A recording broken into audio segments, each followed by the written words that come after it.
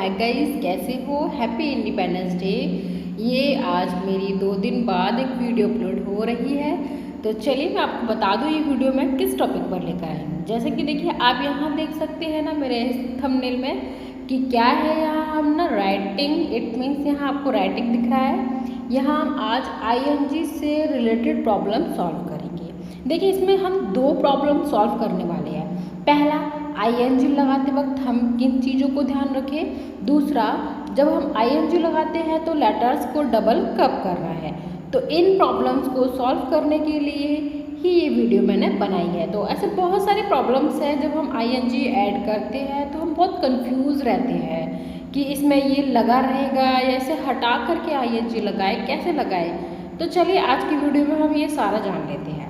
देखिए, यहाँ पर मैंने सिंपल तरीके से, बहुत ही ज़्यादा सिंपल तरीके से आपको यहाँ बताने की कोशिश की है, यानी समझाने की कोशिश कर रही हूँ कि आपको अच्छे से समझ में आ रहा है। यहाँ देखिए कितने सारे वर्ड्स हैं। यहाँ हर एक वर्ड अलग अलग कॉन्सेप्ट रखता है ING को ऐड करने का और किसी भी लेटर का डबल होने का। देखिए, सबसे पहला लेटर हम देखेंगे, यहाँ पर लिखा है, यहाँ पर लिखा है स्टॉप। स्टॉप में ING जब हम ऐड करेंगे तो इसका जो थ्योरी है वो अलग है, DIE। इसमें जब हम ING ऐड करेंगे तो इसकी भी थ्योरी अलग है, BITE। इसमें भी अगर ING ऐड करना है तो इसकी भी थ्योरी अलग है। ऐसे ही क्राई की, सी की, ब्रिंग, इन सब में ING ऐड करने के एक कॉन्सेप्ट ही बहुत अलग है। तो चलिए आज इस कॉन्सेप्ट को ही ख़त्म कर लेते हैं मात्र अपने 20-30 मिनट की इस वीडियो में। तो सबसे पहले ना हमें कॉन्सेप्ट देख लेते हैं, ठीक है। कॉन्सेप्ट देखना ही सबसे बड़ी पावर है, क्योंकि ये कॉन्सेप्ट ही हमें हर चीज़ में आगे बढ़ाती है।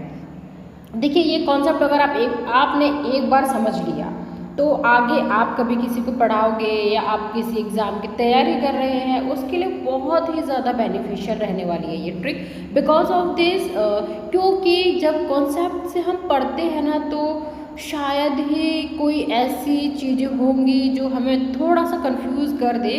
अदरवाइज कॉन्सेप्ट वाली चीज़ें हमें हमेशा स्ट्रांगनेस देती है, अंदर से बहुत स्ट्रांग वाली फीलिंग देती है कि हाँ ये जो हम कर रहे हैं वो क्यों और कैसे सही है, ठीक है। तो कॉन्सेप्ट पर ही जाइएगा। तो यहाँ देखिए, सबसे पहले जब हमें किसी भी लेटर को डबल करना है, इसकी जो प्रॉब्लम आती है कि यहाँ पर लेटर डबल होगा या नहीं होगा जब हम ING ऐड कर रहे हैं, तो ये आज की इस वीडियो में सब सॉल्व हो जाने वाला है। बस इतना है कि आपको इस वीडियो में अंत तक बने रहना है, ठीक है। तो देखिए, सबसे पहले यहाँ पर हम इनको कह सकते हैं वोवल्स, AEIOU, इनको वोवल्स कह सकते हैं। जब भी कभी वोवल के बाद कॉन्सोनेंट आता है तो हम इसमें ING जब ऐड करते हैं तो हमें क्या करना होता है। ये एक मेथड है। जब ये आ रहा है तो हम इसमें ING लगाएंगे तो क्या होगा, और जब किसी भी वर्ड के एंड में IE आ रहा है तो उसमें ING लगाने का तरीका अलग है। किसी वर्ड में डबल E आ रहा है तो उसमें भी ING लगाने का तरीका अलग है। जब किसी भी वर्ड में E एंड में आ रहा है तो उसमें भी ING लगाने का तरीका अलग अलग है। तो यहाँ कॉन्सेप्ट सबसे पहला ये है कि जब किसी भी कॉन्सोनेंट से पहले वोवल आएगा तब ING किस तरह से लगेगा, IE में किस तरह से लगेगा, डबल E में किस तरह से लगेगा, या एंड में E होगा तो किस तरह से लगेगा। तो चलिए कुछ थोड़ा सा अच्छे से समझ लेते हैं कॉन्सेप्ट के थ्रू। ये तो इतना समझ में आ गया कि ये तो हमारा क्वेश्चन था, सिंपल सी बात। ये हमारा क्या सा क्वेश्चन था कि ये कंडीशन आएगी तब हम कैसे इसमें ING लगाएंगे या फिर लेटर को डबल करेंगे, सिंपल सी बात। चलिए देखिए, अब हम थोड़ा सा इस कॉन्सेप्ट को पढ़ते हैं। पहले जो हमारा क्वेश्चन है वो ये है, वर्ड में जब वोवल के बाद कॉन्सोनेंट आता है तो उसमें ING ऐड करेंगे तो क्या करेंगे। तो देखिए, जब भी कभी वोवल के बाद कॉन्सोनेंट आता है तो उसमें जब ING लगाना होता है तो हमें क्या करना है, उसके लास्ट के जो होता है, लास्ट का जो लेटर है उससे डबल कर देते हैं। सबसे पहली बात कॉन्सेप्ट को समझिए, वोवल के बाद कॉन्सोनेंट का आना ये सबसे इम्पोर्टेंट बात है। बट ये कंडीशनल है। ये कंडीशनल इसलिए है कि कुछ रेयर केस में ऐसे वर्ड होते हैं जिसमें ये फॉलो नहीं होता है। अब आप कहोगे ये हमें कैसे पता चलेगा? ये आपको ये वाला फॉर्मूला सीखने के बाद पता चल जाएगा कि हाँ इसमें हमें लेटर डबल नहीं करना है। तो पहले आप इस फॉर्मूले को समझ लीजिए, फिर आपको वो फॉर्मूला भी आ जाएगा। सिंपल सी बात, जैसे हम सीखते हैं ना कि जैसे हम सीखते हैं ना कि इवन नंबर और ऑड नंबर कौन से होते हैं, जब हम ये याद कर लेते हैं कि इवन नंबर ये है तो अपने आप से हमें पता चल जाता है कि ये ऑड नंबर हो सकते हैं। क्यों? क्योंकि इवन नंबर हम याद कर चुके हैं। वेल, इवन नंबर याद करने की चीज़ तो नहीं है। क्यों? क्योंकि जब हम कॉन्सेप्ट समझ लेते हैं तो सब कुछ क्लियर हो जाता है। तो बस इसी कॉन्सेप्ट के बेस पर ही मैं आपको इस वीडियो में सब कुछ समझाने वाली हूँ। तो यहाँ देखिए, अब इतना समझ में आ गया होगा आपको होप। अब देखिए यहाँ पर जैसा स्टॉप लिखा है, ठीक है, स्टॉप लिखा है। अब यहाँ बोल रहा है वोवल्स के बाद कॉन्सोनेंट, तो पी एक कॉन्सोनेंट है, उससे पहले ओ जो है वो वोवल है। तो जाहिर सी बात है, हम जब स्टॉप लिखेंगे तो हम पी को डबल कर देंगे और आईएनजी लगा देंगे, ठीक है। ये आपकी प्रॉब्लम ख़त्म हो गई होगी हो। अब देखिए, कभी भी आपको इस तरह से स्टॉप मिलता है ना, तो आप उसको कभी भी देखकर ही बता देंगे ये सही है या गलत है। आप तुरंत देखते ही बता देंगे जिसने किसी ने भी ये स्टॉप लिखा है ये गलत है। क्यों? क्योंकि जब वोवल के बाद कॉन्सोनेंट आता है तो हमेशा लास्ट का लेटर डबल हो जाता है, ठीक है। अब देखिए क्वेरल का भी सेम यही है, Q U A double R E double L हो जाएगा, एन प्लस इसमें आईएनजी ऐड हो जाएगा। सिंपल सा फंडा है, एक बार याद रखिए, हमेशा याद रहेगा। ट्रैवल का देखिए T R A V double L हो जाएगा प्लस आईएनजी ऐड हो जाएगा। इतना सा समझना था आपको। अगर आपको ये बहुत अच्छे से समझ में आ गया है कि वोवल के बाद कॉन्सोनेंट आने पर लास्ट का लेटर डबल हो जाता है, तो आप मुझे इसका आंसर कमेंट कीजिएगा कि जब हम रन लिखेंगे तो रन में जब आईएनजी ऐड किया जाएगा तो कैसे करेंगे। देखिए, ये बहुत रेयर वर्ड है रन, आपने बहुत बार सुना होगा, लेकिन मैं इसमें क्या होता है, इसमें 30% teacher, even students, even all the peoples ये मिस्टेक करते हैं कि वो डबल एन नहीं लिखते, इसमें डायरेक्टली आईएनजी ऐड कर देते हैं, ठीक है। तो इसमें बहुत मिस्टेक्स रहती हैं। हालांकि इसमें क्या होता है, लेटर जो है वो डबल हो जाता है। अब मैंने आपको यहाँ इनडायरेक्टली आंसर ही बता दिया है, लेकिन स्टिल फिर भी आप मुझे कमेंट सेक्शन में ये आंसर जरूर दीजिएगा। तो चलिए अपने नेक्स्ट कंसेप्ट पर चलते हैं। नेक्स्ट कंसेप्ट क्या है और वो हमें क्या समझाता है, राइट। नेक्स्ट कंसेप्ट देखिए यहाँ पर क्या कह रहा है, जो वर्ड के अंत में आई ई आए, क्या आए, आई ई आए, तो आईएनजी ऐड करने पर आई ई को वाई में बदल देते हैं। ये दूसरा कंसेप्ट है हमारा। कुछ कंसेप्ट समझने पर आपको सारी स्पेलिंग्स क्लियर हो जानी है। पहला क्या बोला था, आई ई जब भी आए तो वो किस में कन्वर्ट हो जाएगा, वाई में, और वाई में क्या हो जाएगा, इसमें आईएनजी लग जाएगा, ठीक है। आईएनजी ऐड करना है तो ये कंसेप्ट याद रखना होगा कि आई और ई जब आ रहा है तो वाई कन्वर्ट हो जाएगा वाई में और आईएनजी लगा देंगे। तो चलिए एग्जाम्पल के साथ समझते हैं तो ज़्यादा ही क्लियर हो जाएगा। अब यहाँ आप देख सकते हैं, यहाँ डाई लिखा है, लास्ट में आई ई लिखा है, क्योंकि हमने बोला है अंत में जब आई ई आए तो आईएनजी जब ऐड करना होगा तो वाई में कन्वर्ट कर देंगे। तो देखिए, जैसे हमें आईएनजी ऐड करना है तो यहाँ डाई की में डी आई ई नहीं लिखेंगे, डी वाई आईएनजी लिखेंगे। अब आपको यहाँ समझ में आ गया होगा कि आईएनजी वाले कंसेप्ट को समझना कितना ज़रूरी है। क्यों ज़रूरी है? क्योंकि हमें ये पता है, कई सारे बच्चे ये पता होता है कि डी आई ई है और बस आईएनजी ऐड करना है हमें, क्योंकि कंटिन्यूस की फॉर्म बना रहे हैं, इसे हम वर्ब की फिफ्थ फॉर्म भी बोलते हैं। लेकिन ऐसा नहीं होता है। क्या है कि हमें हर कंसेप्ट को समझना होगा, तभी हम इंग्लिश में स्ट्रॉन्ग हो सकते हैं। इवन हम नहीं बोल पाएंगे कोई दिक्कत नहीं है, हम लिख तो पा रहे हैं ना, सही लिख तो पा रहे हैं ना, नहीं बोल पा रहे कोई बात नहीं है। हिंदी हमारी मातृभाषा है, आप उसमें बात कीजिए, कोई दिक्कत नहीं है। पहले आप इसे थोड़ा लिखना सीखिए, समझना सीखिए, then still you can apply for the speaking और स्पोकन इंग्लिश अच्छी हो जाएगी। देन आप अगर एक कॉन्सेप्ट को समझ लेते हैं। Now move on the next word. The next word is tie. Tie मतलब होता है बांधना। तो देखिए टी आई ई कन्वर्ट हो जाएगा y i n g, trying. Trying मतलब होता है बांधना।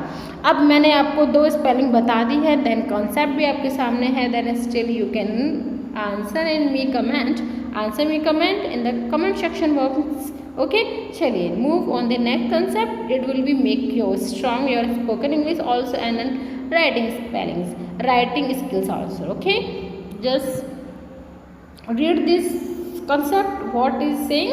This is saying they when, मतलब कि जब वर्ड के अंत में डबल ई आए तो आईएनजी जब हमें ऐड करना होगा, मतलब कोई भी वर्ड है जिसके एंड में डबल ई आया हुआ है और हमें उसमें आईएनजी लगाना है, तब हमें क्या करना है, उसमें कुछ भी चेंज नहीं करना। जैसा डबल ई आया है एज अ इज उनको रहने देना है एंड आईएनजी ऐड कर देना है। कितना सिंपल सा फंडा है ना इसका, बस ये कंसेप्ट समझ में आना चाहिए। अगर नहीं समझ में आएगा ना तो ये सिंपल सा फंडा भी हमारे लिए बहुत ज़्यादा कॉम्प्लिकेटेड फंडा बन जाएगा। ठीक है, चलिए अब देखिए यहाँ पे सीइंग हो गया है। अब नेक्स्ट वाला देख लेते हैं। यहाँ फ्ली है तो फ्ली का क्या हो जाएगा, फ्लिंग हो जाएगा। ठीक है, यहाँ फ्री है तो फ्री का क्या हो जाएगा, फ्री का फ्रिंग हो जाएगा। एक बार लिख के दिखा देते हैं हम आपको, इसमें कोई दिक्कत की बात नहीं है। राइट, एग्री है, अब मैं एग्री करने ही बताऊंगी। ये कॉन्सेप्ट भी समझ में आ गया है। You can read the concept 2 and 3 time and then comment with the answer in the comment section box. Okay, चलिए move on the next concept. Concept is the power of the everything. Right, this is our next concept. This concept will make you definitely the strong in the ing spellings corrections, right? चलिए move on the next. This is the, जब word के अंत में ई आए तो, right, क्या word के अंत में ई आए तो आईएनजी जब ऐड करना होगा तो उसके ई को हम हटा देंगे। क्या कर देंगे, वहाँ से रिमूव कर देंगे। क्यों? क्योंकि हमें आईएनजी ऐड करना है तो हम ई को हटा करके उसके बाद वाले लेटर में आईएनजी ऐड कर देंगे। चलिए एग्जाम्पल से समझ लेते हैं तो ज़्यादा क्लियर हो जाएगा। देखिए मेक, MEKE। अब हमने यहाँ पढ़ा, जैसे कि हमने यहाँ देखा है कि ई को हटाकर आईएनजी जोड़ देना है तो मेकिंग। सिंपल सी बात है, आपने कई बार मेकिंग लिखा होगा, कभी ध्यान दिया होगा कि हम ई हटा रहे हैं, आपने सिर्फ प्रैक्टिस इसलिए धड़ लिखते चले जाते हैं। जैसे मान लीजिए आप डेली स्कूल जाते हैं तो क्या कभी आपने ये याद किया होगा कि हम इधर उधर से जाएंगे, इधर उधर से जाएंगे? नहीं, आपको इतनी प्रैक्टिस हो जाती है कि आप तो बातें करते करते भी अपने स्कूल तक पहुँच सकते हैं। आपको पता तक नहीं चलेगा कि हम कहाँ कहाँ से निकल के चले गए, क्योंकि हमें इतनी अच्छी तरीके से रास्ता याद हो जाता है। ऐसे ना कुछ स्पेलिंग्स हमारे माइंड में बहुत ज़्यादा अच्छे से बस जाती हैं, जिनके लिए हमें किसी फॉर्मूले की ज़रूरत ही नहीं पड़ती। उनको हम बचपन से लिखते चले जाते हैं, बचपन से लिखते चले जाते हैं तो हम उन्हें डायरेक्टली लिखते चले जाते हैं। लेकिन कभी के बाद कुछ स्पेलिंग्स उन्हीं से रिलेटेड होती है लेकिन कंसेप्ट नहीं पता होता, इसीलिए क्या है ना, हम कंफ्यूज हो जाते हैं। अब मेकिंग तो हम डेली लिख रहे हैं, कभी हमने फोकस ही नहीं किया कि ई हटाने के बाद आईएनजी ऐड कर रहे हैं। तो ऐसे कई सारे स्पेलिंग्स और होंगी जिनमें ई हटाइए, आईएनजी ऐड कीजिए, बट यही कॉन्सेप्ट यहाँ लगता है। राइट, चलिए तो अब नेक्स्ट स्पेलिंग क्या कहती है, कम। कम में भी देखिए हम सिंपल ING लगा देंगे ई हटा करके, इतना भी आपको समझ में आ गया। शाइन, शाइन में भी एच इसमें से ई हटा देंगे। ठीक है, SHINING, शाइनिंग। इसमें सिंपल सा फंडा है, कुछ नहीं करना आपको। राइट, अब देखिए यहाँ पे सॉरी ये डाइव हो गया है। ठीक है, मैं इसको ना थोड़ा सा, एक मिनट ज़रा मुझे थोड़ा सा 2 मिनट दीजिएगा, मैं इसको करेक्शन कर देती हूँ। ठीक है, अब होप आपको समझ में आ गई होगी ये स्पेलिंग किसकी है। राइट, ये ना हमारी स्पेलिंग सही हो गई है। एक्चुअली क्या है, यहाँ ड्राइव की स्पेलिंग थी तो बाय मिस्टेकली वो वहाँ पर सही करेक्शन से नहीं हो पाई थी, मैंने करेक्शन कर दिया है।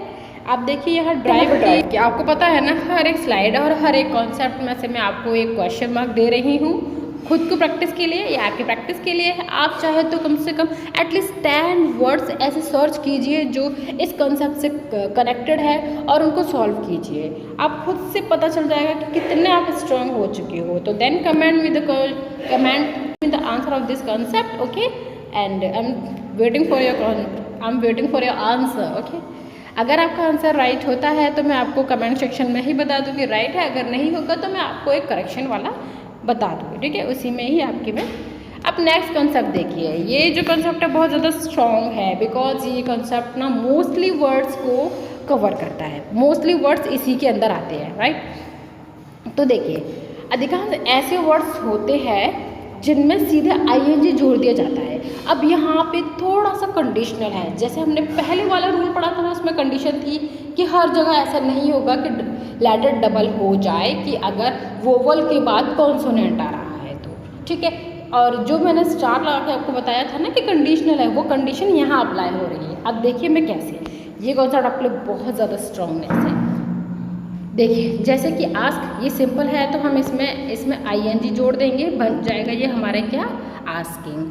हम बचपन से लिख रहे हैं, हमें ज़्यादा इसकी प्रैक्टिस की ज़रूरत नहीं है। अब दूसरा देखिए, यहाँ है ब्रिंग, तो ब्रिंग भी हम ऐसे ही लिख देंगे, ठीक है। इसमें आईएनजी ऐड कर देंगे, ब्रिंगिंग, ये भी सिंपल हो गया। अब आते हैं नेक्स्ट कंसेप्ट पर, बाय। जैसे कि पहले वाला हमने पढ़ा था कि जब भी कभी वोवल से पहले कॉन्सोनेंट आए तो वो लेटर, जो लास्ट का जो लेटर है वो डबल हो जाता है। तो क्या